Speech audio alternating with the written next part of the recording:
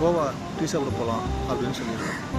Tea சாப்பிட கோவாவா அப்படின்னு சொல்லிட்டு அவன் ஃப்ரெண்டு ஒருத்தன் கேட்டிருக்கான். நல்லா விசாரித்து பார்த்ததுக்கு வந்து தெரியுது அவன் பேர் செல்வாவும். அதான் இவர் ஸ்டைலாக கோவான்னு சொல்லியிருக்காரு.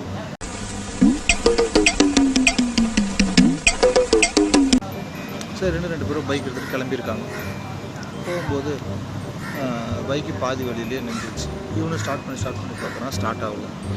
வீட்டுக்கு போயிட்டு வண்டியோட என்ஜின்கிட்ட போயிட்டு சொல்லியிருக்கான், வீக் டேஸ்லேயே ரொம்ப காஸ்ட்லியான டே எது தெரியுமா? ஃப்ரைடே தான் அப்படின்னு சொல்லியிருக்கான். அது சொல்லிட்டு மறுபடியும் இன்னொன்று சொல்கிறான்.